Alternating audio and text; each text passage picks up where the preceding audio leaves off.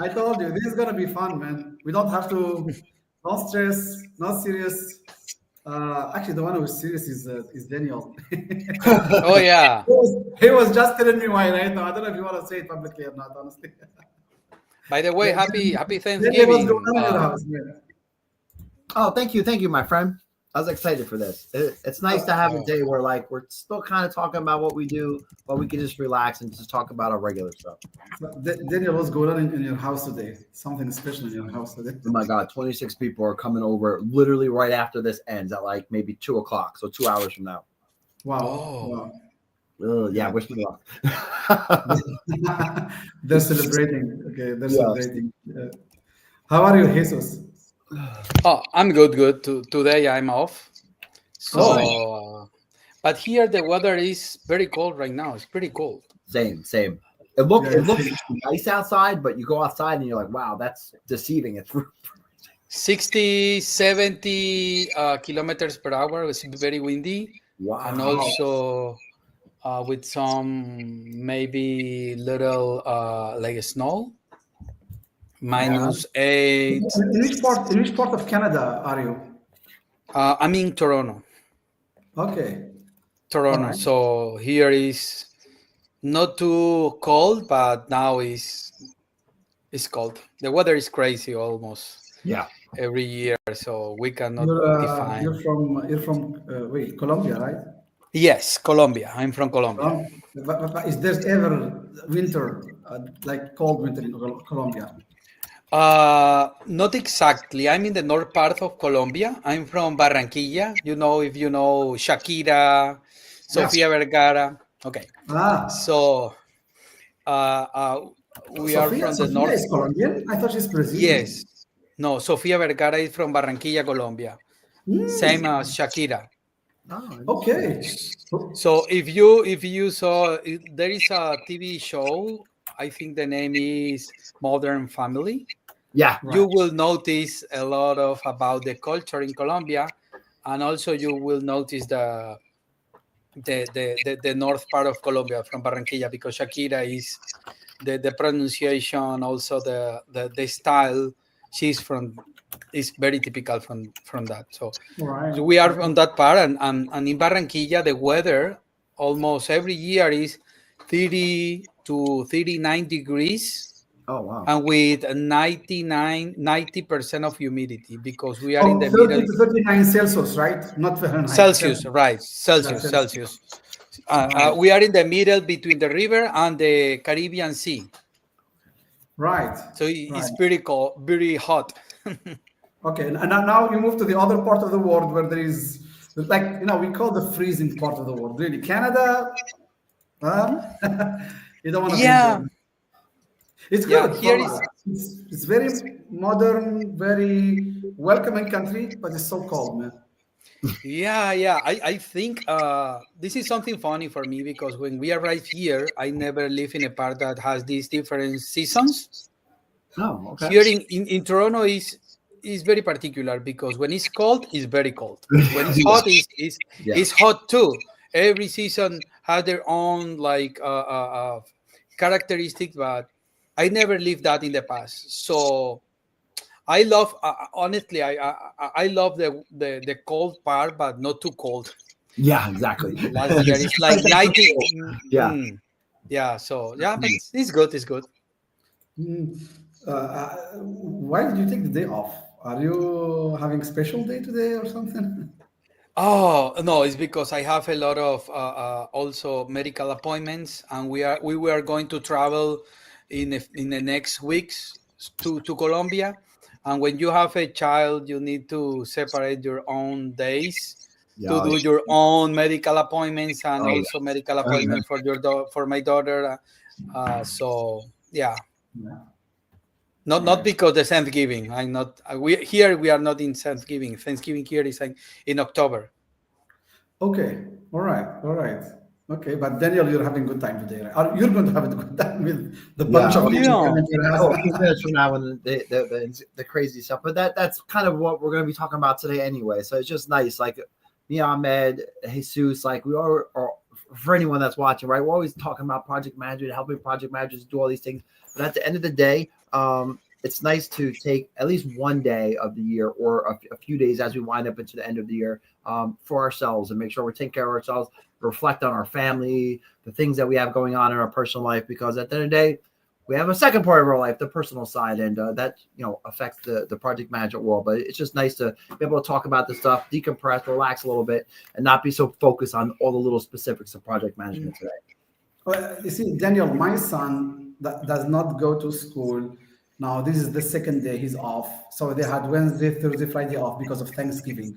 Because my son studies at the American school here in Tunisia. Okay, so I'm in Tunisia, in a city called Sfax, the second largest city.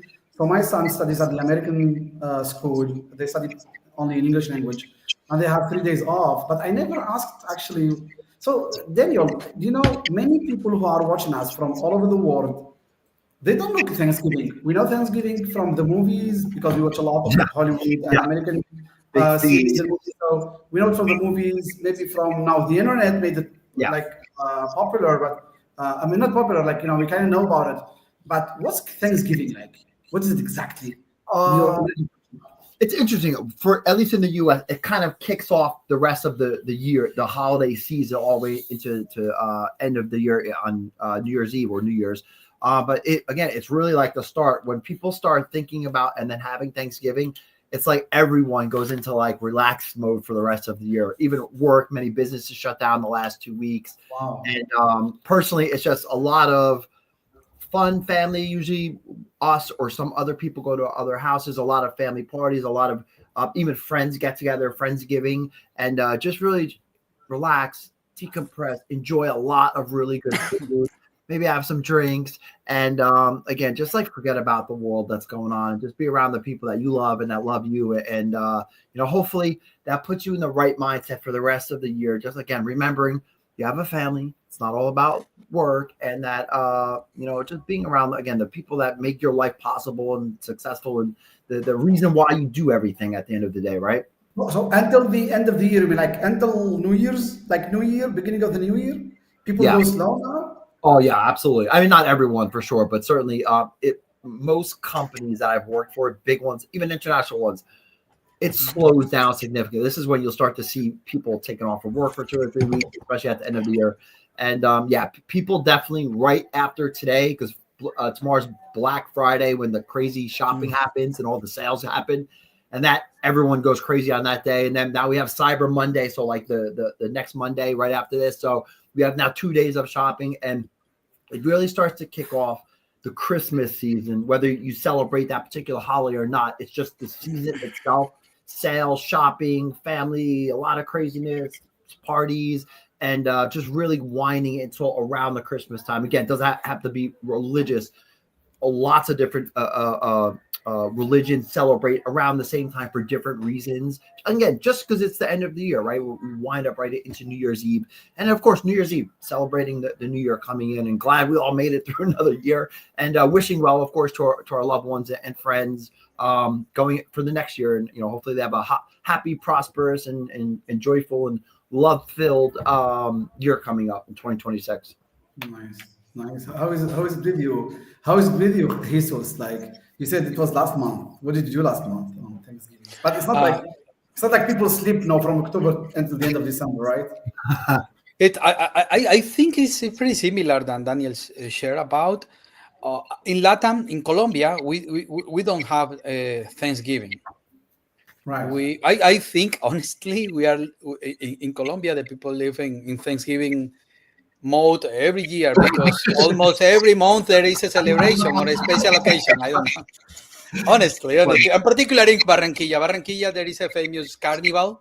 Carnival of Barranquilla is pretty famous. Yes. We are always living in that type of Thanksgiving style, surrounded by the family. But when we arrive here in Canada, we realize that it's very similar the day than in US. So we don't have family here, so we visited some friends, and all is about the food. All is about share each other's their common life, their passion, their maybe something about their kids, or I'm a first-time father, so when I visit other friends that are as you are my masters, have some other more than one kid, is that they are always teaching us something, Yeah. sharing some tricks, or or playing with Sophia, and yeah, it's a pretty relaxing day. I love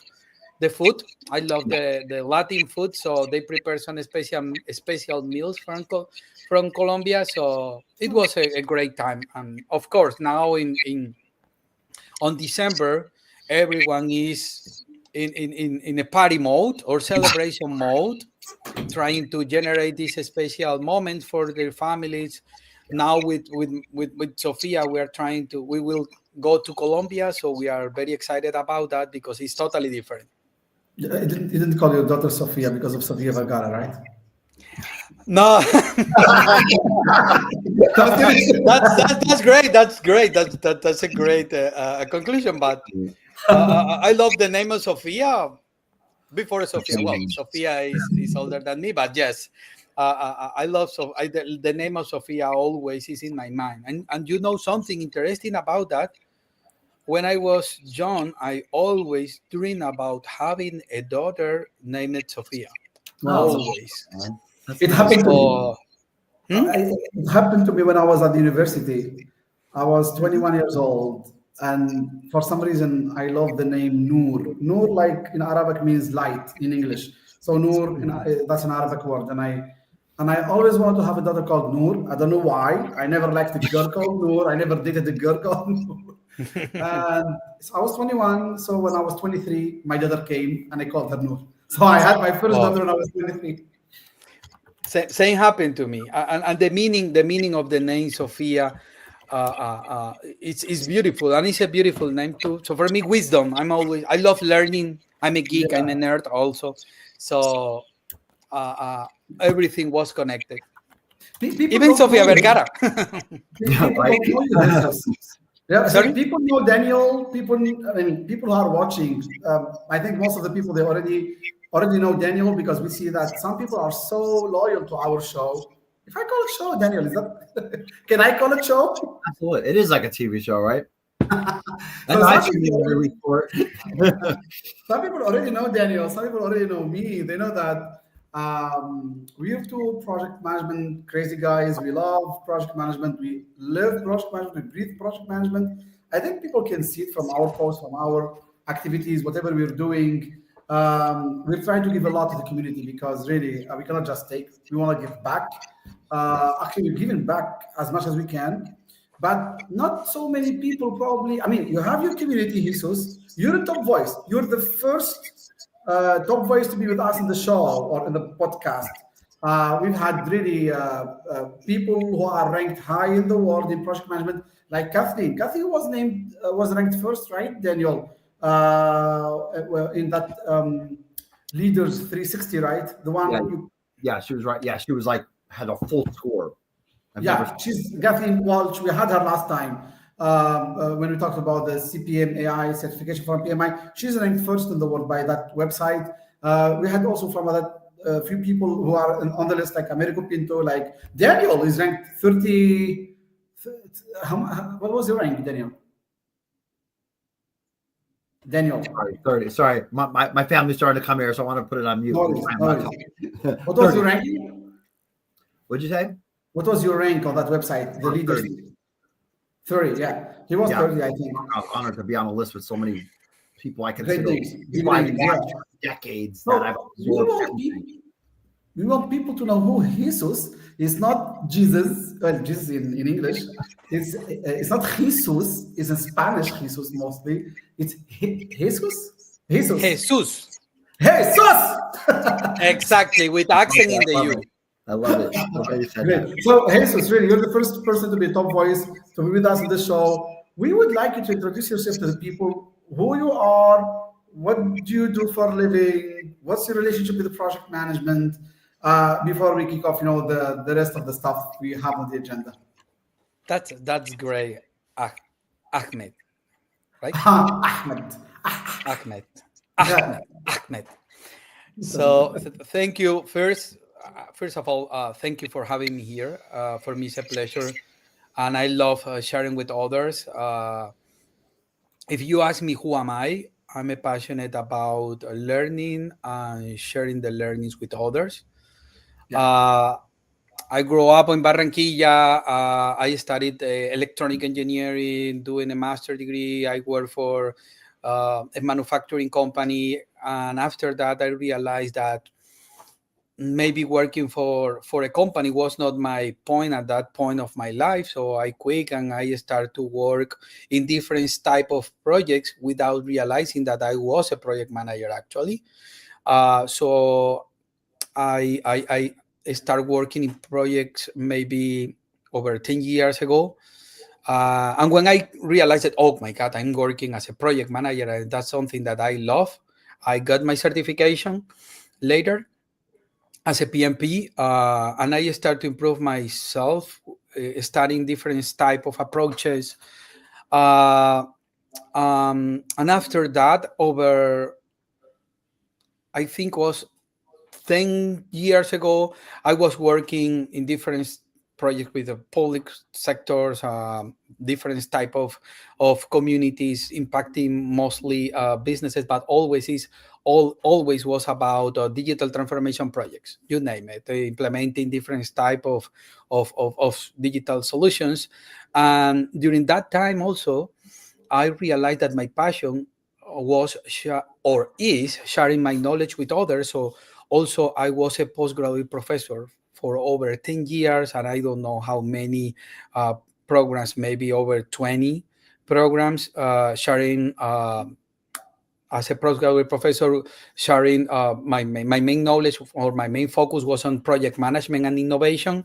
So during that time, I work as a trainer, corporative trainer, and suddenly I got married, and with my Suddenly, wife. that doesn't happen Suddenly, yes. suddenly, man. No, no, no, no, no. That doesn't happen suddenly, man. That doesn't you know, happen you suddenly, man. long story short, I got married. It's like, oh my God, I'm married. No, something happened in my life. I will explain you.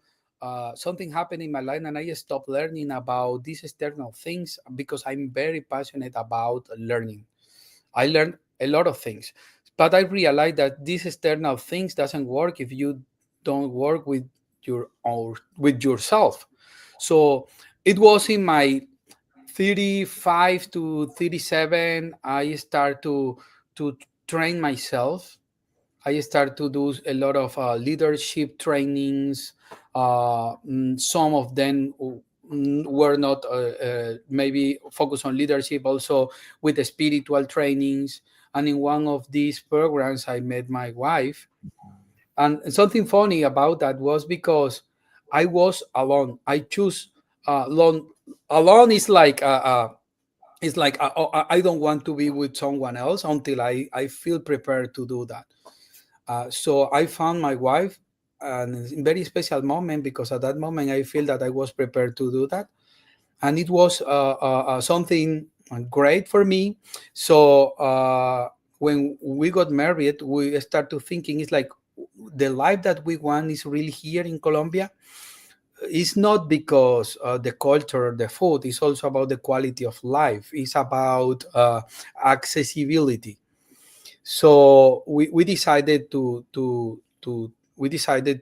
immigrate to Canada because we have some people here, some friends that share their experience here.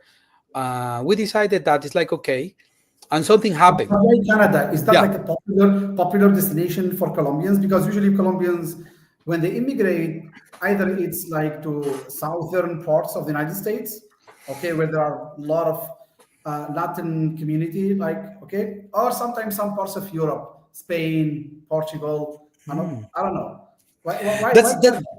That's an interesting question. I think one was about the quality of life here is pretty good.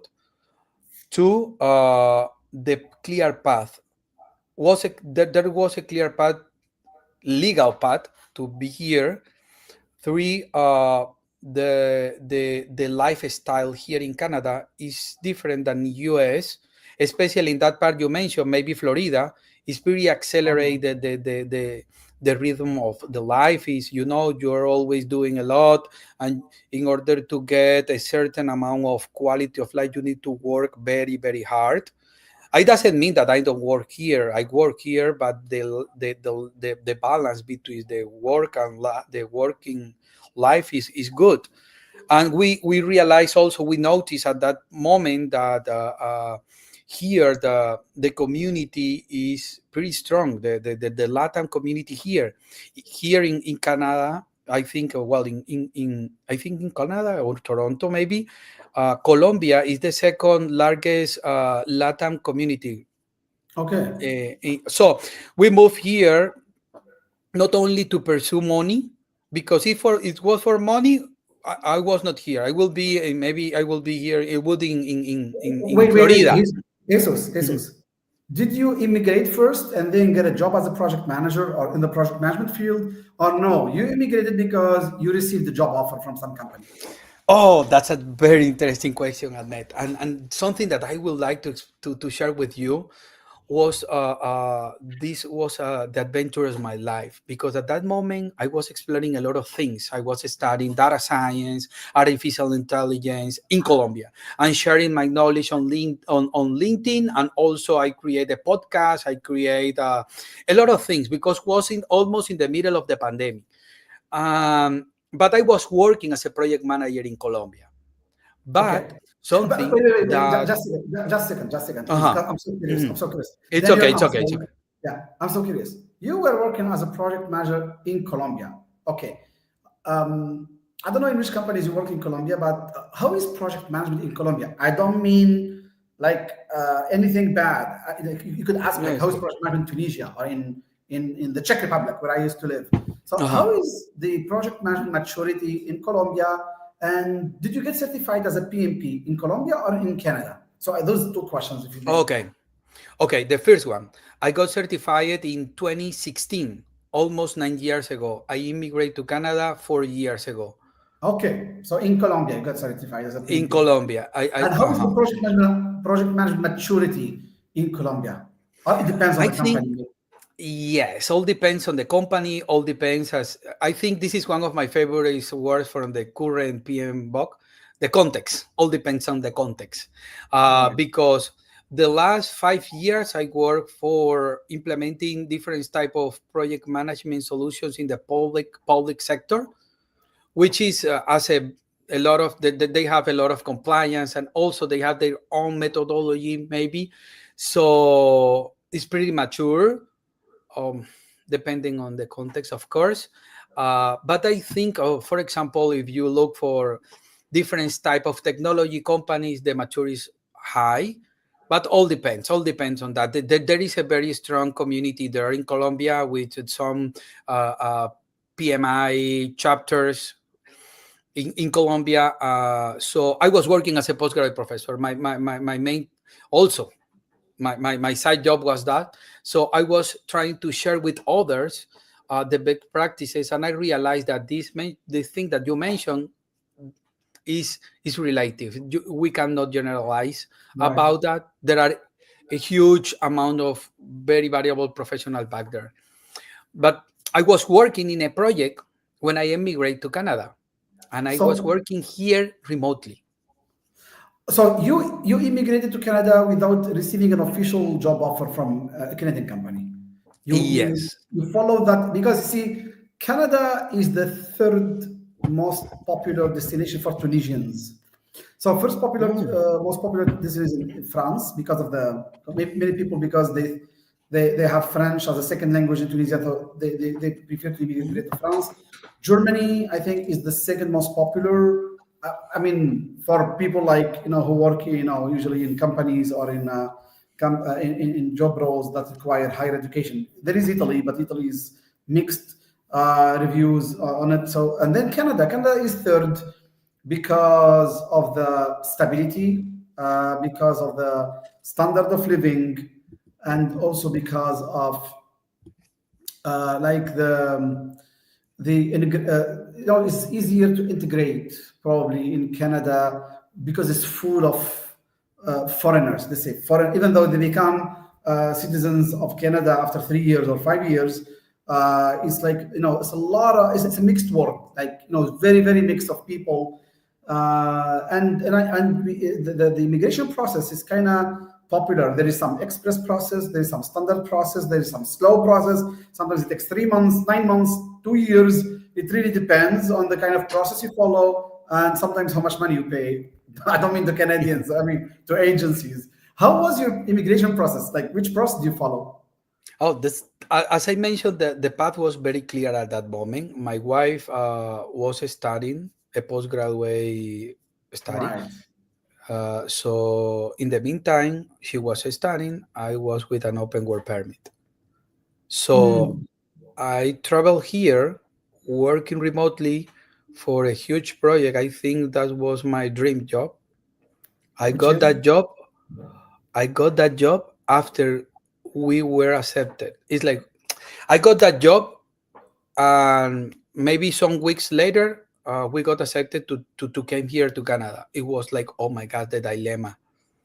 I implemented. I was working with the implementation of over 1,150 digital transformation projects that were impacted over that same amount of small and medium businesses in Colombia. And also we developed a platform to train them, over 50,000 businesses in Colombia in digital transformation. And we designed a tool to implement to impact the same amount of businesses by evaluating their digital transformation maturity. And I was developing that, and they offered me, it's like, okay, you can continue in Canada. But they came here to Canada was pretty hard because I was working and my mind was in Colombia. Physically, I was here as a project manager. So I was speaking in Spanish, but I was here and I got depressed because of that. I finished my job here, and they offered me the second phase, even a huge, a bigger project. And they say like, oh, you can work from them, please continue with the other part. But I quit. It's like, no, I can't do that. I can't do that because it at that moment was like, I didn't feel like, oh my gosh, it's too much for me. Right, right. And Daniel, I think Daniel is busy. He's got a busy house. Well, I wanted to hear that. And Jose's, oh my God, sorry. I got my crazy kid going on in the background. Sorry, Jesus. No, I'm excited. One, I feel like we should have talked a long time ago. So I'm honored to have you on this show with us and to learn more about you. I've been, of course, an admirer from you from the outside. The work that you're doing is completely amazing. It certainly benefits the PM community, which obviously the three of us love. But as far as the immigration, like I know lots of people that have immigrated from, I feel like everywhere across the world to Canada and the US, but I feel like a lot more to Canada recently. And you kind of mentioned this a second ago, and I can see some people that are putting this in the chat already, asking very similar questions. So like, obviously there's the, the legal part and all that stuff, but for you, your wife, like your family, how did you like feel? Like, what were some of the emotions that were going on? Like, I'm sure there was stress, anxiety. You have a family, or you're trying to, you want to have a family. Like, how did you like kind of get through that stuff and then still be successful on the other side? I've met probably about 80% of the people I know that have done that in Canada. They've been pretty successful. Might have taken longer than others, but most of them have found success. Some haven't, and they're still struggling today, and they've been there many years. So for you, how did you kind of deal with some of those challenges from being from another country, learning new stuff, and work, family, and kind of all those things together? And of course, where you are today, quite successful. That's an interesting point of view. And I will resume everything in one word: faith. I love it. I love it. Yeah. We have, as a family, before even having Sophia, we Yes. set up our principles and values as a family. Right. And that's all that matters. Money, success, everything else will follow that. When we came here to Canada, we made like leap of faith. Yeah. We don't have anything secure. It was like I was pretty mature in my late 30s. I was living a successful career. I recently was in a meeting. And I was someone I was sharing like in Colombia. I didn't know. I didn't need to sell myself in order to go the ICP or sell something, because I was a postgraduate professor and everyone in that part of my niche knows me. But when I arrive here, nobody knows me. So I start to share my journey on LinkedIn and get visibility from almost zero. I switch my language from Spanish to English. And if you ask me something, Daniel, the only thing that was in my mind, this faith, the faith is that you are the certainty that you know that everything will be okay, even if you are not seeing in this moment. And this is something that works for me and for my family. It was pretty hard. When we arrive here, we have this clear path as a project manager. My wife goes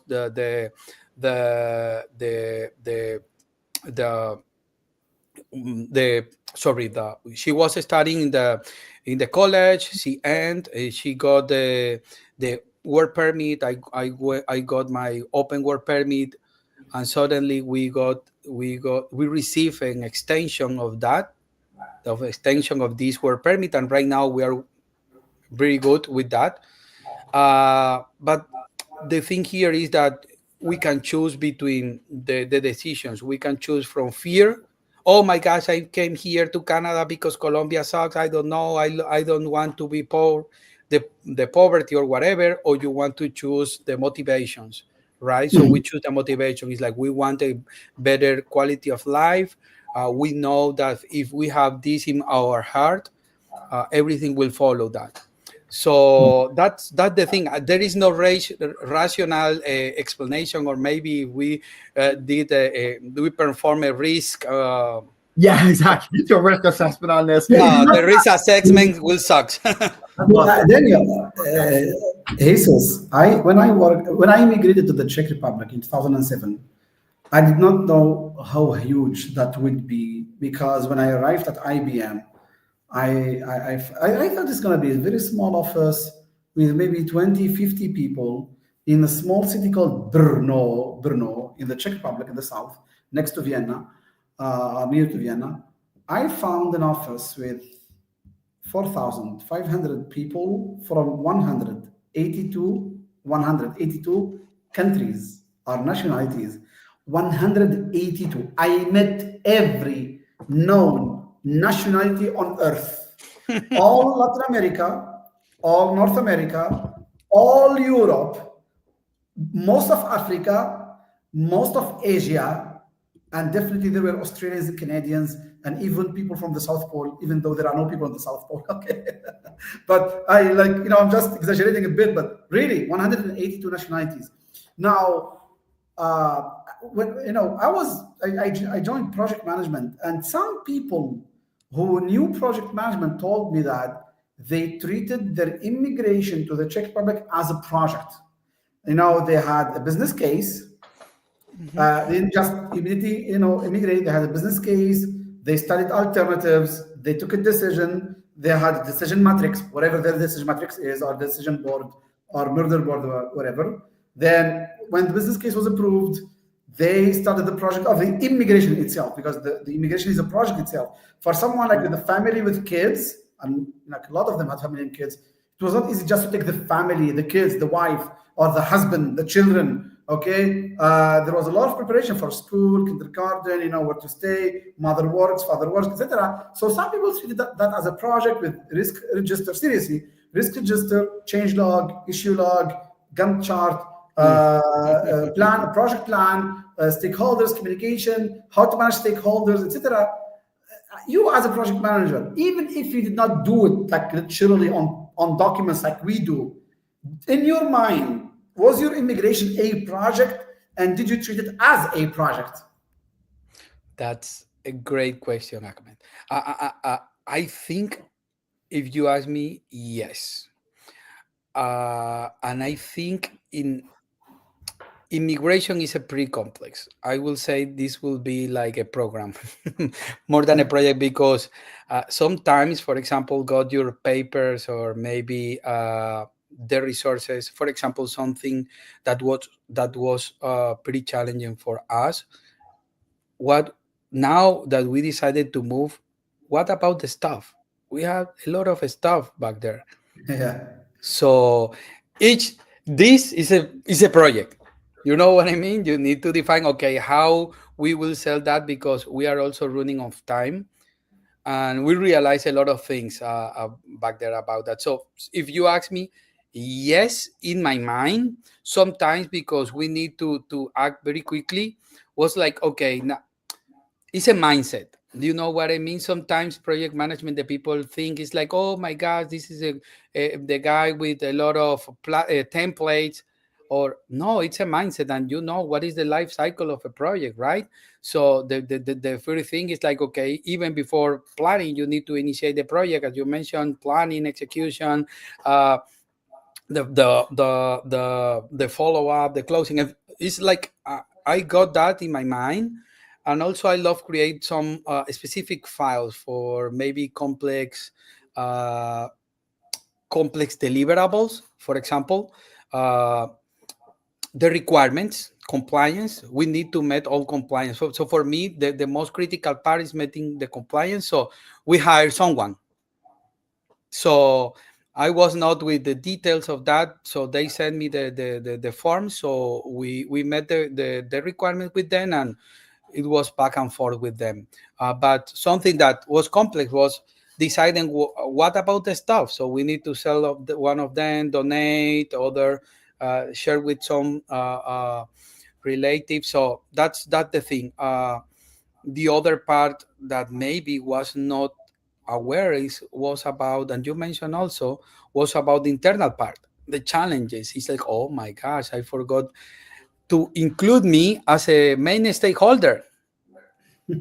So it's a change management. How I will deal this change management, and I realized that when I was here, it's like, oh my gosh, it's so hard for me. My wife was happy. Oh my gosh, everything was happy, but for me it was very challenging. I don't know. You don't know how your body will react to this type of change. Did So you when achieve I your goal? arrived, yeah, Was your goal to immigrate, or the immigration was just a project that would open doors to other projects? yes, I think this is the immigration was a first project that will open the doors to other projects. As I mentioned, I was a postgraduate professor for over 10 years, a former postgraduate professor, but and I'm a trainer. So I notice if I move my mind from Spanish to English, I will reach out more people worldwide. That's something that was in my mind. So I switched because of that to from Spanish to English. And it's different when you share your knowledge in English, but you are living in Colombia.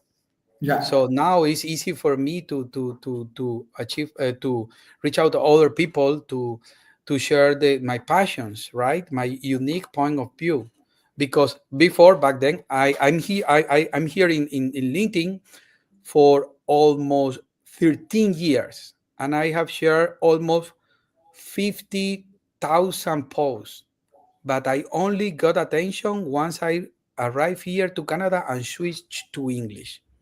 Wait. You said you shared on LinkedIn 50. No, 5,000, no, 50,000, 5,000. That's still a lot. 5,000. Wow. 5,000 pounds. No. 50,000 is an exchange. 5,000. Yes, Wow. because I share in the past a lot, and I only receive reaction and just from maybe me and my wife, but I was constant in Spanish, and Yeah. I start to share, and it doesn't matter because the thing here is that I love sharing the knowledge. It's not about sharing the knowledge. It's about the impact that you cause in the mind of others. Because when you share your knowledge, you are creating a new capacity, right? A Right. new ways to take decision for others. So you are improving the life of other people. So yeah, that's Wow. the Amazing, thing. man. I thought I posted a lot. Wow, you got me beat by like a million, man. Like when I first started, I was like doing probably the same thing most people do, especially when they decide mentally they're going to commit to doing this. Whatever it winds up being, you're still committing to it. But I was like making like 3 or 4 articles a day, posted 5 or 6 times a day. And I, like I said, my wife and I think maybe one of my friends liked it, and that was it. And then thankfully, like yourself, it took off, man. But that's so amazing, man. And I didn't know that about you, obviously. And it like endears me more to you, man. And like, of course, want to support you and just your journey itself. And a lot of people wouldn't be able to do what you did and come out. Like, it takes a very strong-willed person, but at the same time, very courageous and very faith-based person. Like, I love when you answer that way, because it really is that. It's just like even a new job. But now you're talking about moving your family to another country where you may or may not know the language, the customs. You might not have a job. Like, how do you all of a sudden make all that work with all your stuff in another country? You have a wife or a husband to take care of, or maybe a kid. That's not an easy task to put together. So you have to have some faith, certainly, man. But I'm glad that you brought that up, because one of the questions I wanted to ask you, and again, this is one of the things that I admire from you the most. You post your pictures of your family all the time, and I love that, man. And like, I question myself, should I do that more? Not like a million times a day, but like once in a while, right? Because I go back, is that more social media, or is this more professional? But the way that you put it, and how you craft it around project magic is perfect. You nail it all the time, man. But with that being said, and having a new child and a family and a wife and all the things that you've accomplished, and to get to where you are today, how do you find balancing that stuff with your own business or consulting and coaching, and a family and a young child, and working on LinkedIn? Me and Ahmed talk about this all the time. How do we do posting, commenting, family, life, career? How do you make it work at the end of the day and still come out with that beautiful smile on your face, man? Oh, thank you so much, Daniel, for your kind words. I think, honestly, there is no real balance. There is no, you know what I mean? Some days you are 100%, some days you are in 20. Yeah. And I have a very supportive wife. Yeah. And I think the blessing to having her in my life will be my success right now. Not because I'm a top voice, it's because how I feel. Because it doesn't matter if I'm a top voice, but I'm not happy. I'm happy right now because I'm a very supportive wife who hold me when I don't have enough strength or energy. So I'm not in my 100%. Sometimes I'm in my 70%, and my wife is my other 30%. Yeah. And the time with my family is sacred. Do you remember when I mentioned the principles and values? One of my principles and values, something that sustain my life and everything else, is the time with my family. So when I finish my job, I enjoy playing with Sophia since, I don't know, 5 to 7:30 or 8. I'm a full-time dad, and the mornings I'm always with them. So I'm trying to respect that times. And of course, I work after hours. I work in my side job, and these things. After that, after my Sophia is Why side job, Jesus? sorry. You said you have a side job. Why did you decide to have a side job? Why I decide to have a side job? Yes. Because I paused that. I paused that when I arrived here. Back in Colombia, as I mentioned, I was a content creator also. I Oh, created okay. a podcast. I did an Instagram, you name it. I was an entrepreneur, and I was working on my own almost for over 10 years. So now I'm working as a full time in a company, but this is my hobby. Some people Mhm. spend their time seeing soccer. I spend in my time uh, doing this type of things on LinkedIn, or learning something new Yeah. about artificial intelligence, or Yep. sharing something, or trying to do that, because I believe that my life doesn't end after 5. No. No. Okay, wow, I wow, love that. It's funny. He's Tuesday. He said, me and Ahmed have that same conversation. Like, we both have families, life, businesses. How the hell do we make it all work? And everyone's like, well, when do you create content? I'm like, dude, I'm literally recording instructional videos. I'm doing a podcast. I'm commenting. And when I have a break, I'm posting my own posts, and I'm doing it all at the same time on many days. So I don't correct. have a set schedule. But when it comes to my daughter, same thing as you, Jesus, like around 5-ish. Until she goes to bed, I'm a dad. That's it. I might look at my phone. I usually get yelled at, but I try not to do it. I am not successful 100% of the time, but about 90% of the time, I try to make sure homework, focus, because she's 8 years old, like, her sports, whatever she wants. I don't care what it is. Watch the same movie 55,000 times. I'm doing it because I know the minute she goes to bed, I'm going to be right back on the computer and going until I can't, my eyes can't stay open anymore, and then waking up and doing it again before she gets up for school, so I could then spend an hour or two with her during school. So those are like my 2 times. Of course, I spend time with my wife also, but those are my 2 times where I commit, and that's all I could give now. But thankfully, due to a very supportive wife as well, she knows I'm in a place very much like the both of you, trying to do something special for myself, for my family, for the community, for the profession we all love.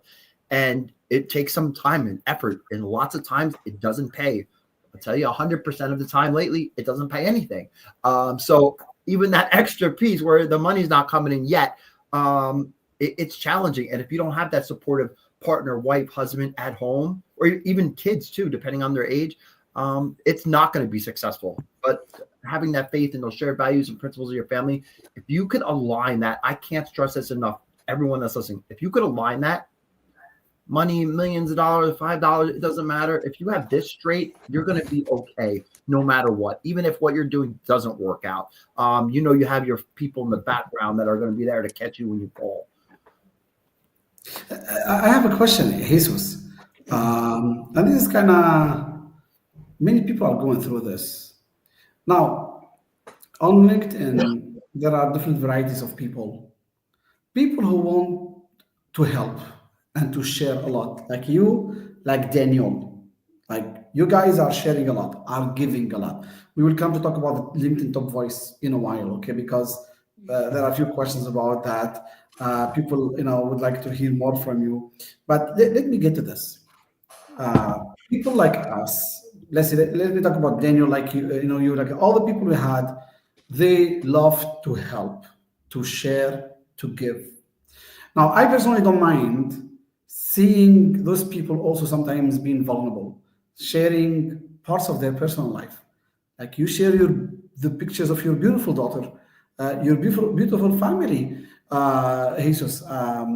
Daniel, earlier, I could barely see his daughter on the side. Like I think she came to talk to you, Daniel, on the side earlier. Your daughter, I'm not sure, but I saw someone like Yeah, just she's like a little social media star. She wanted to come into the episode.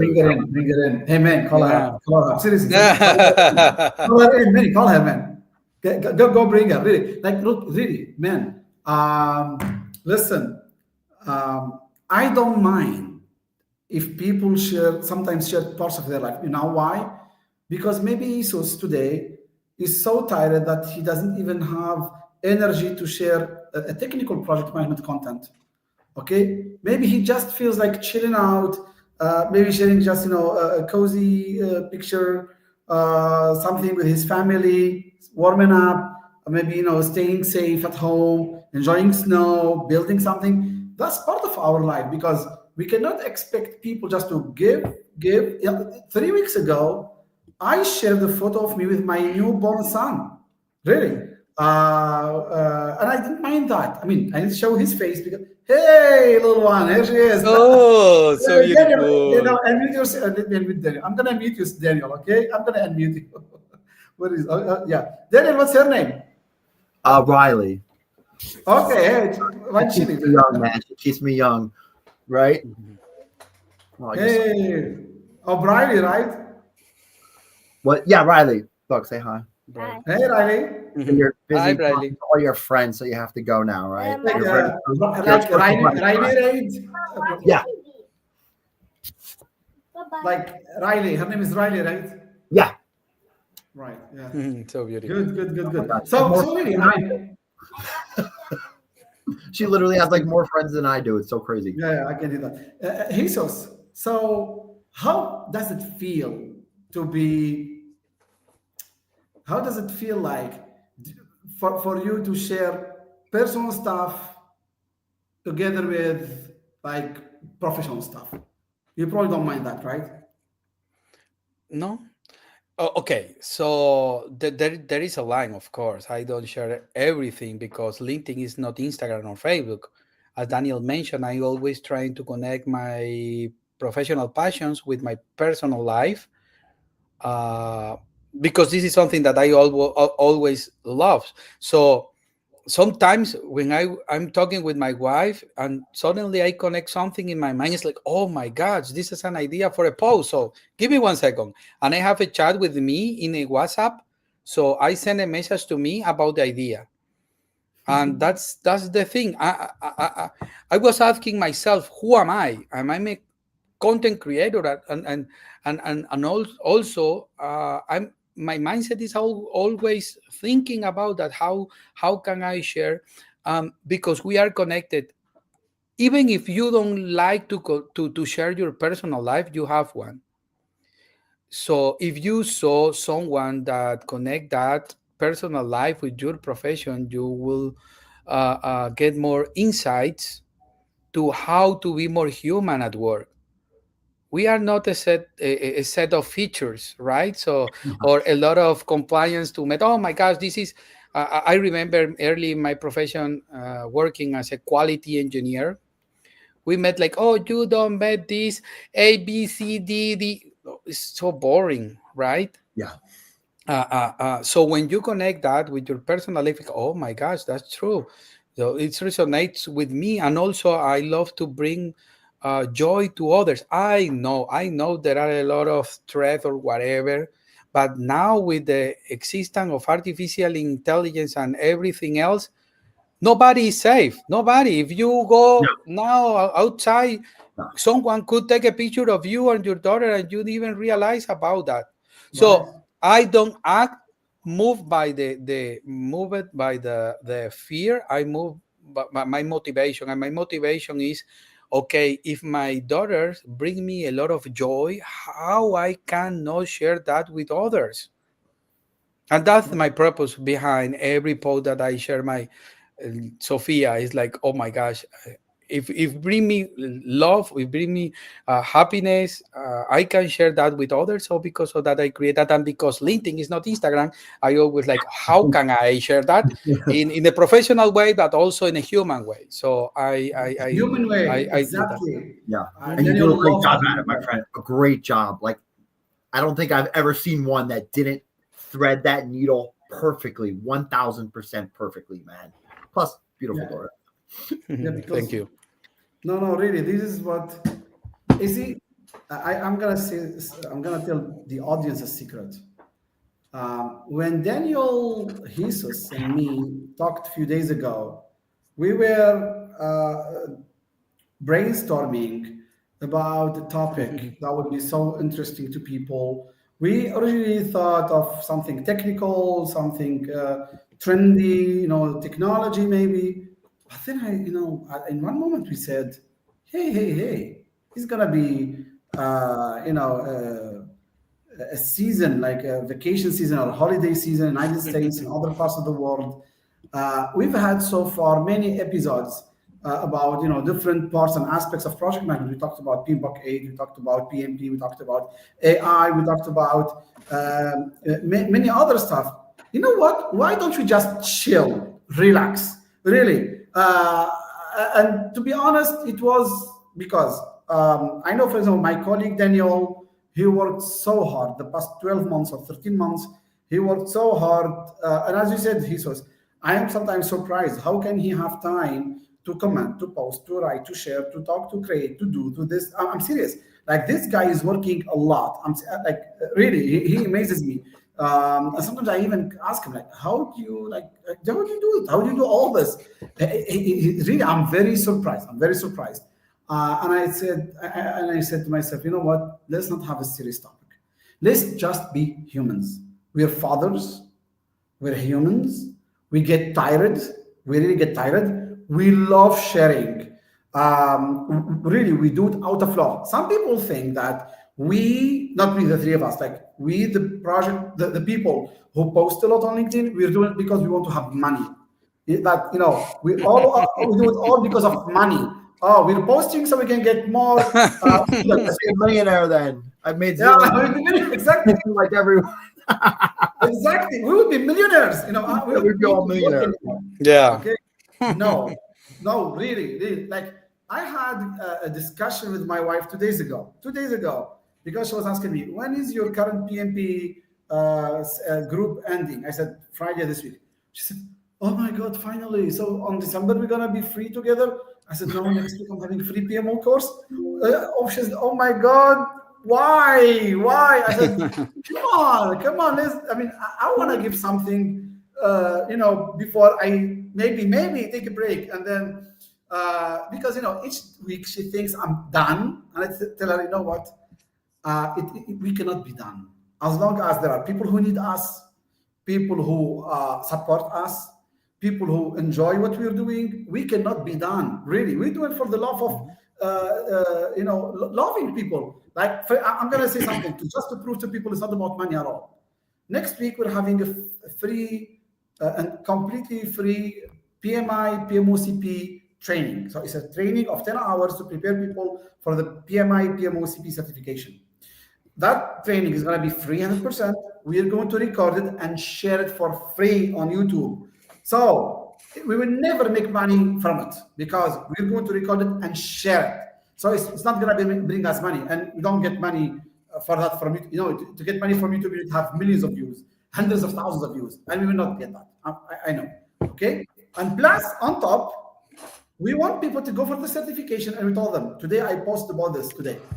If you pass the exam, if you take the exam and don't pass before the end of December, we're willing to pay for the retake of 3 people. And we're doing this for the love of people, really. What is it in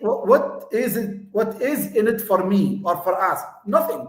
Really. Fame? No. PMO? I don't think so. Money? No, zero. Why are we doing this?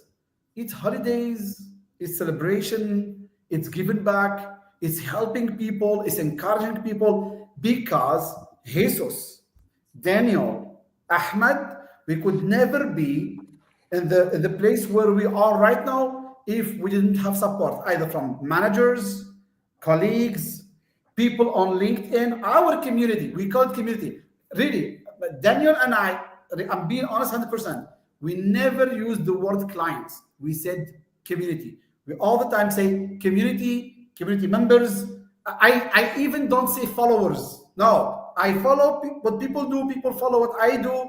It's following each other. So it's a community. Okay. So this is why we're doing this, for the love of that. And I think Jesus, you're part of that mindset. That's why you're sharing. So no harm. And I think it's just, being who you are as a human. And I think what you're doing is what got you to be a top voice, because I realized with your profile that being top voice, or for being top voice, you don't need to have 1 million followers, 100,000, 500,000 followers, or even 200,000 followers. You can have just, a small amount, but still you're perceived by LinkedIn editors or, whoever is watching after that, you're perceived as someone who's bringing value. If you did not bring value, I think you wouldn't be called the top voice and given that blue sign or white blue sign of top voice. So I think that's how we got it. Now it's your story. You tell us the story if you want, Jesus. Yeah, that's the thing, and that's a beautiful story for me. You know, because it demonstrates how valuable it is when you take your decision based on the faith. This leap of faith that I mentioned before. Just before I received my LinkedIn Top Voice, I was unemployed, and I was unemployed for uh, over a year. Um, and I was when I received that Top Voice, I reject a job offer which was not aligned with my values. And suddenly, when I was sad about that, I received an email from LinkedIn. It was like, what? I received, and I told my wife, like, it seems like a scam. They are mentioned that I'm a top voice. What? And I read again and again, and I received 2 to 3 emails from them. And it was something that I was not looking for. I didn't ask for that. My post at that time didn't receive more engagement, and sometimes now even. So as you mentioned, I don't know, someone changed, but it was aligned. I received the top voice. I received a job offer after rejecting one, and everything was almost at the same time. And the thing here was, uh, it was like, oh my gosh, uh, I'm a top voice. That's great. Maybe it could be a ego something or whatever, but I'm using that to reach more people in order to share my message. Not like Wikipedia sharing, the definitions through my feed, by sharing my own story that it's possible. You don't need to be perfect, you don't need to be successful in the vanity metrics. The only thing that you need to be is show up every day with motivation, high resilience, even if not perfect. I remember that I started sharing on LinkedIn, and even without any reactions, I share because that's my passion. I don't know, maybe someone, and I realize sometimes that even if I didn't receive any reaction in a networking event, someone approached me like, "Oh my God, I love your post and whatever." It's like, "Oh my God, that's great," but you didn't reaction to my post, but you noticed my post, and that's more important for me, right? Okay. And that's the thing. I don't know how LinkedIn select me.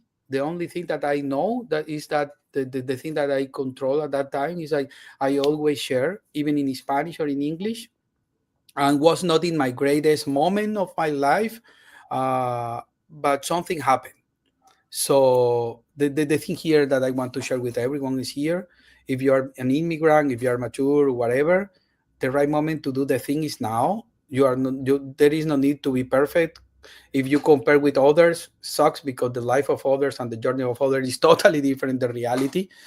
And that's it. I think that's main the experience with the LinkedIn Top Voice was something that changed my mind, and I realized like I need to follow my passion. So because of that, I'm doing this. The thing that as you mentioned, Ahmed and Daniel is doing too, like sharing our knowledge, our experience. But it's not about knowledge; it's about experience. Because Yes. knowledge is a copy paste. Yeah, knowledge. I have a lot of knowledge back then in a closed books. It's about interpretation. My unique point of view. I sharing that on LinkedIn. So that's the thing. And always I'm thinking about how can I impact the life of others in order to create this capacity in order to improve their life. Maybe it's not the, oh my God, it will change my life. No, but it will maybe give me some insight to improve something small in my life. That's great. Yeah. No, Mhm. I love that, man. I love that. And again, I am such a you just do such a good job. And even I'm got to be honest, right? Because today's Thanksgiving, so I got to throw it all on the table. When I first started at LinkedIn, of course, I was the same way. No one cared about me, my wife, and maybe one friend. And like I finally started to get some traction. It started rising real quick, and all of a sudden I got obsessed, like an addict, with these numbers and these vanity numbers that literally meant nothing to no one except me. And the minute I stopped worrying about them and went to to the mindset that you have, Jesus, my life became drastically different. Not for me, for the people around me. And I don't care, more followers, like none of that means anything to me. I just want to help people just like you, just like Ahmed. Like, and that's what separates us from so many others. Like, I don't know. It's on Thanksgiving, so I don't want to say bad. I just see so many takers on LinkedIn and not enough givers. And when I see them, I have to support them or let them know, dude, I see you, man. Like, I see what you're doing. I love it. You are making a difference. It's nice to feel that, right? And it kind of goes to the question that I was going to have for you. That kind of ties it back to project management work, although I don't want to get into there. It's more about like your story, right? And you've leveraged it in such a way that it's human. You could see the struggles, the reality, the challenges, the successes. You could peel them through each word that when you make read one of your posts. I do the same thing. I try to write to help other people, and I try to put it through a lens of that. Lots of times I try to look through a lens of like me and you having a conversation and what kind of advice I would give to someone, or leverage my experience in the way I did it. Too many people post the generic frameworks and this, and like no one cares. I could look that up. I have the book. Like, we all have the PMBOK. Like, anyone could do that. How did Jesus do it? How did Ahmed do it? What happened when they did it? What problems did they face? How do they both work in the same industry I do? Wait, that's great. How did this happen? And even when I see some of your posts, Ahmed, and a few others, I really get that. It kind of, again, goes back to the question that I had for you about, your story. You have a tremendous amount of life experience in more than most, I would say, at least most people I know. How do you kind of leverage that in the one, kind of the way you write content and the way that you approach helping people, and two, also kind of in your work, like, again, your experience, your knowledge, the professorship, your family. How do you at work and for clients or coaching clients, whatever that looks like, how do you leverage your own personal story to really help people the most? Again, especially coaching clients, but could be at work for a client or a company. And then again, kind of tie that together on LinkedIn. Because lots of people, I have a lot of mentees and coaching clients that say this all the time. I try to convince them, tell your story. Tell your story. If you got a million people, no one pays attention to you, tell your story. That's all people want to hear. Everyone wants to hear the real world scenario of it. But for you personally, you've done such a great job. How would you help those people, or maybe they need to hear from someone else? How to really leverage your own personal story, the good, the bad, the ugly, and everything in between for helping other people, success, LinkedIn, work, all those things. I think transparency is one of the most valuable things that you can share.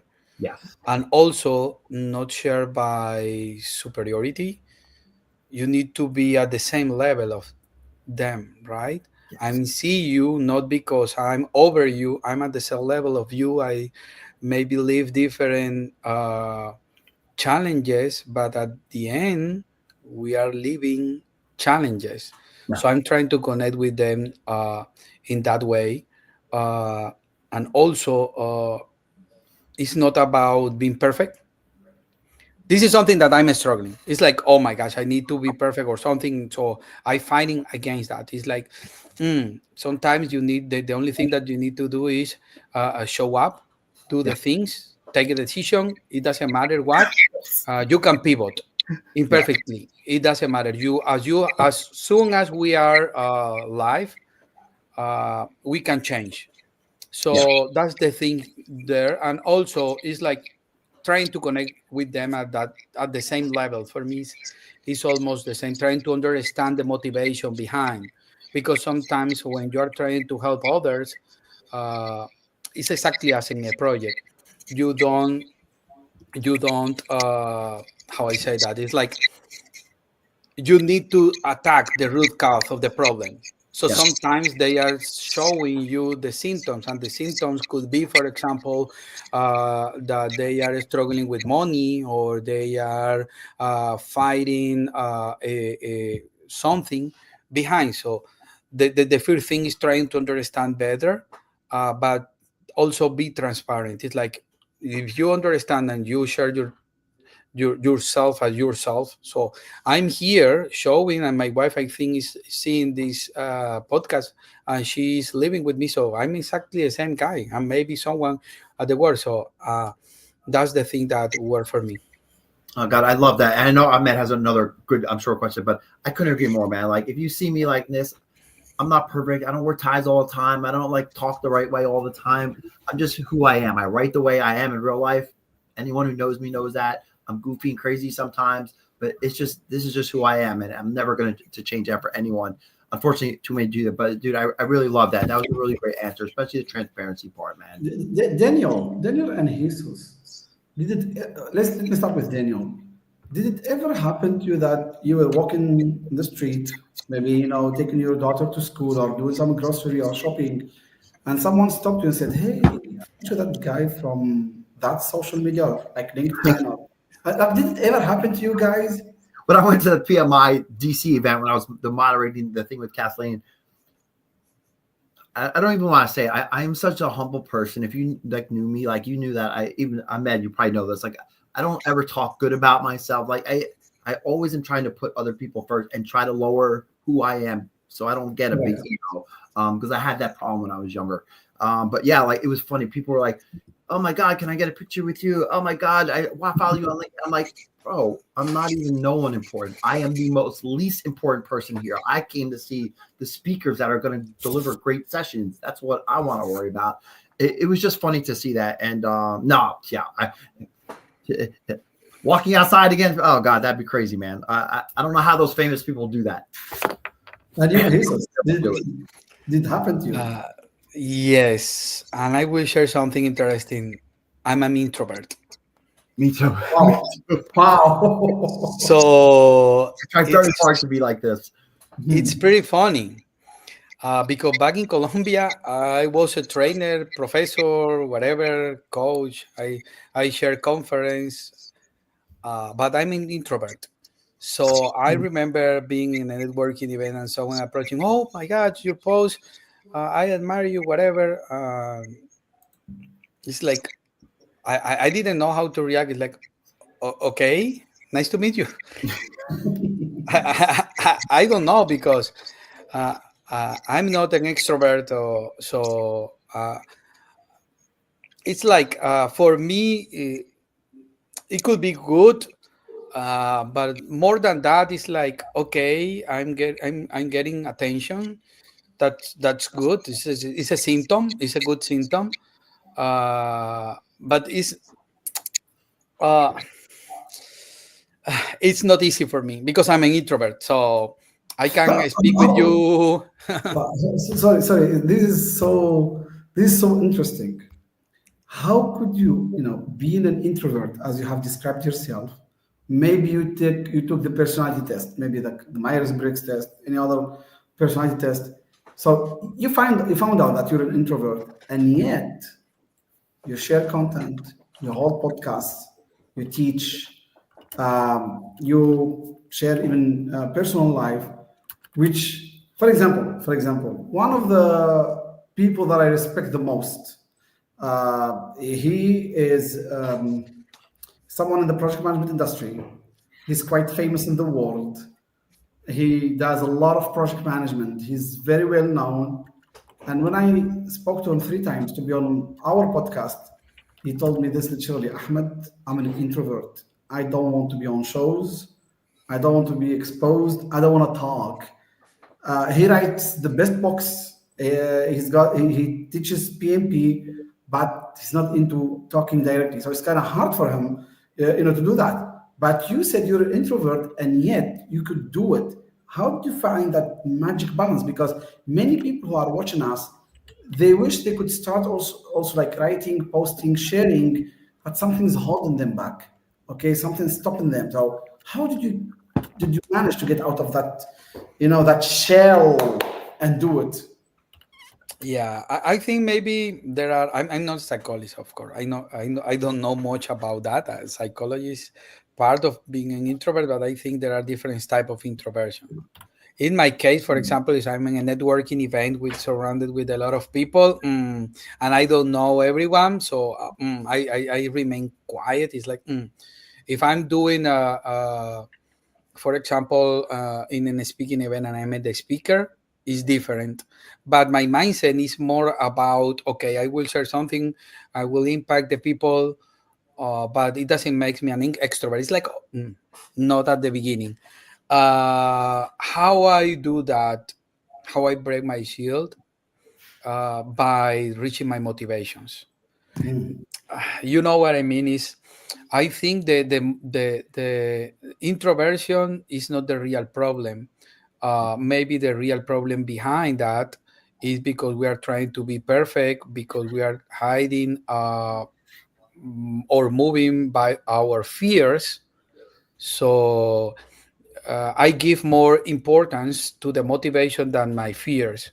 And I like to challenge myself. Honestly, my life in my childhood was not easy, and I took a lot of decisions. So it brings me a lot of strength.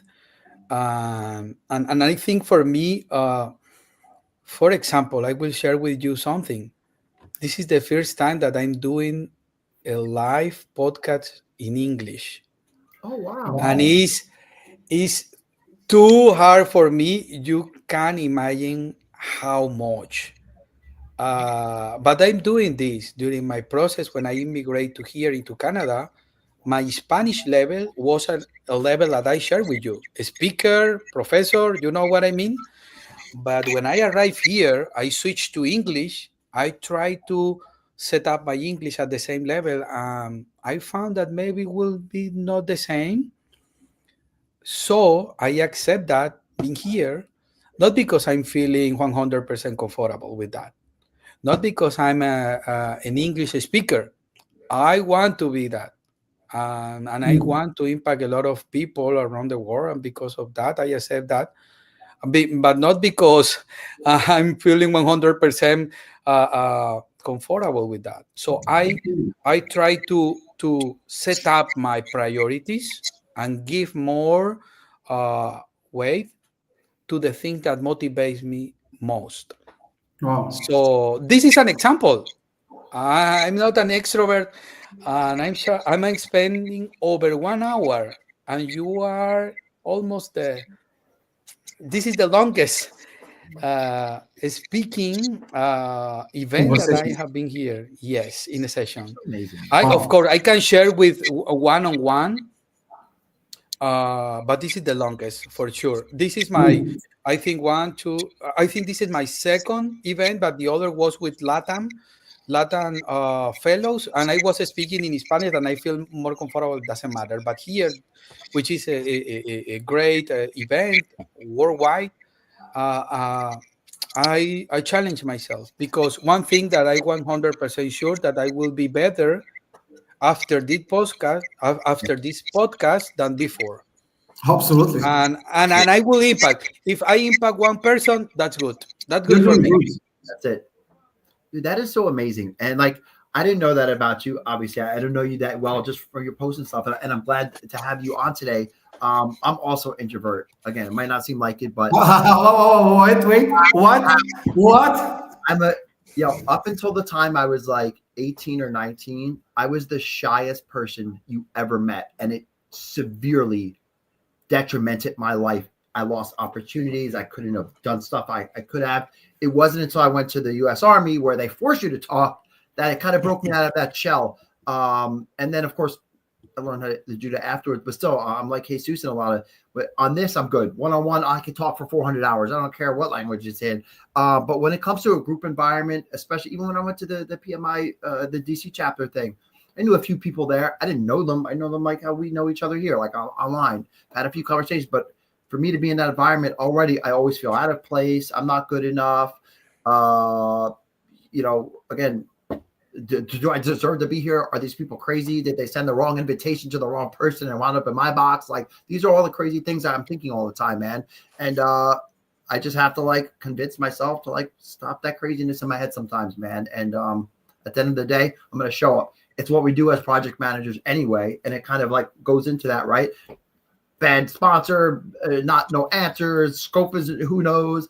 We still show up anyway and do the work we have to do no matter what. I think that's what most of the best project managers I've ever met, not all of them, but many of them, probably most of them, have been introverts. And I'm talking about introverts where they don't talk to anyone ever. They don't go out to events afterward.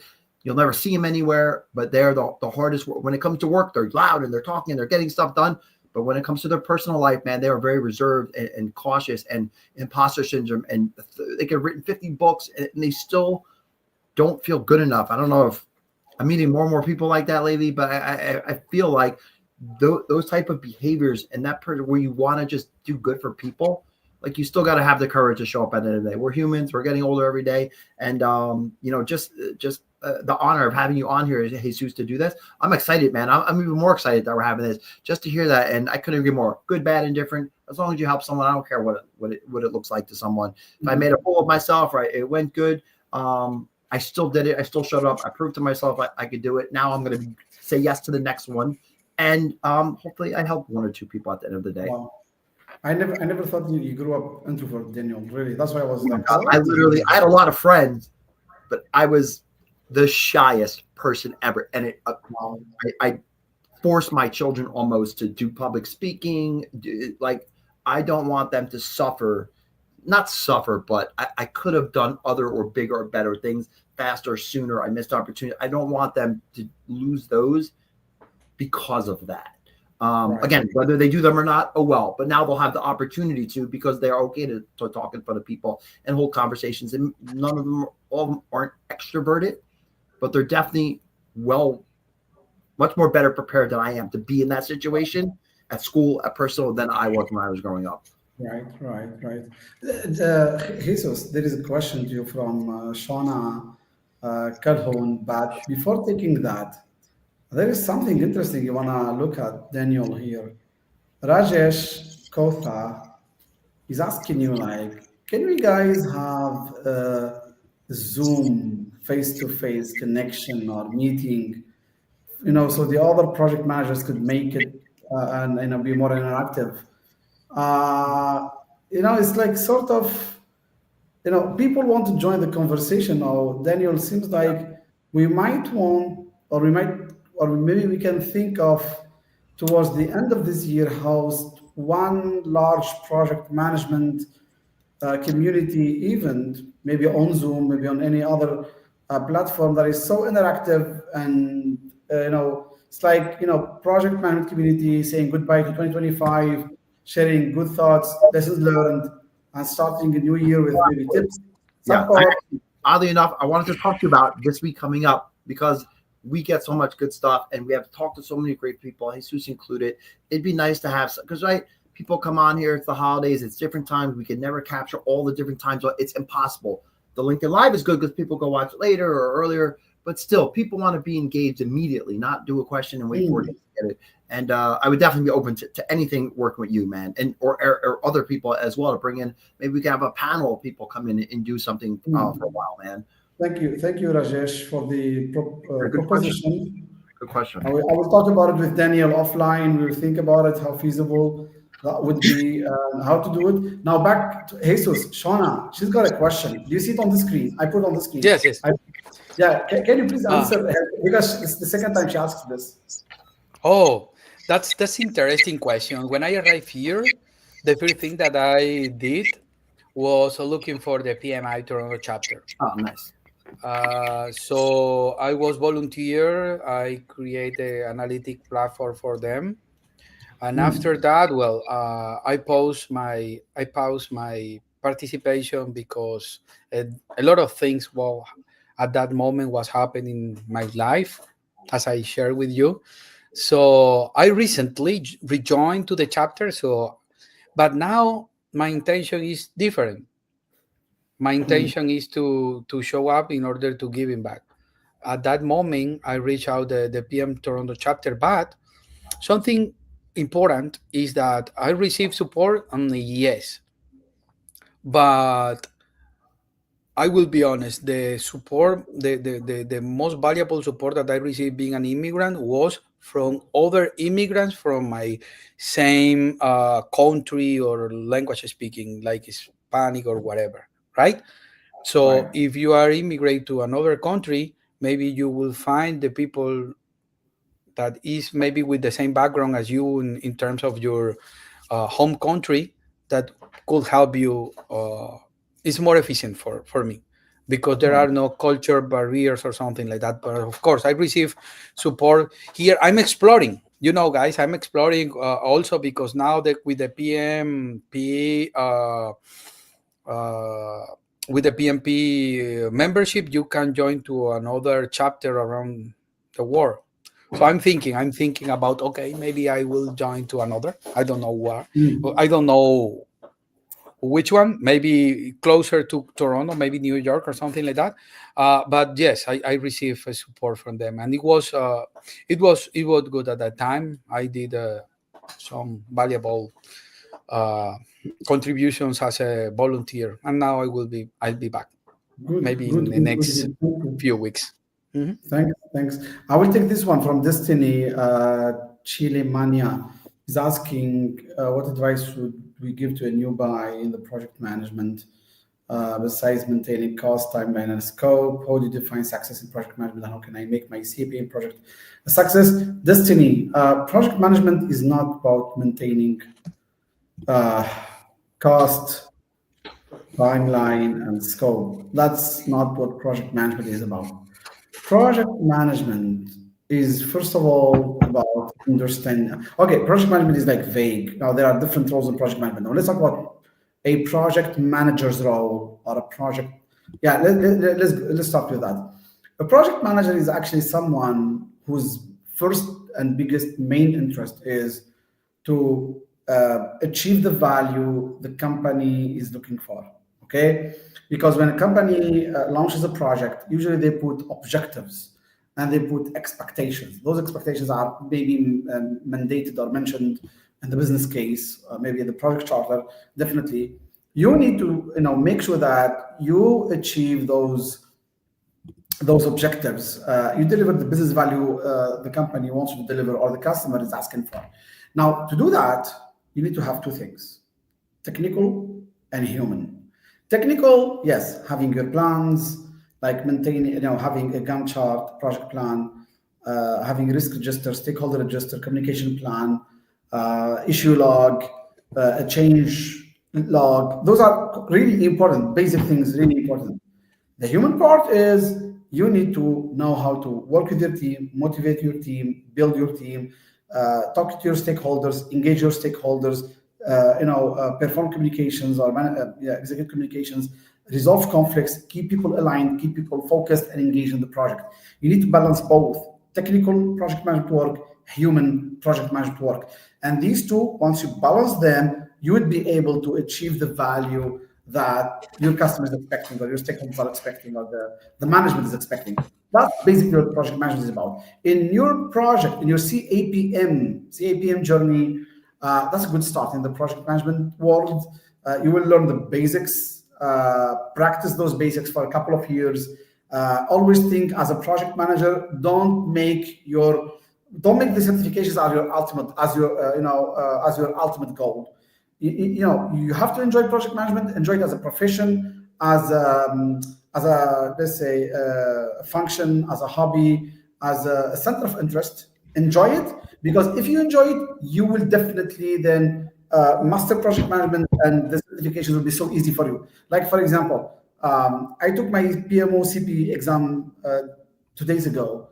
I did not prepare, not even a single day, almost. Okay, why? Because first, I read the book. Second, I'm practicing. So when I'm practicing, it's easy for me. Okay, so practice and things are so easy for you. But I want to answer Destiny.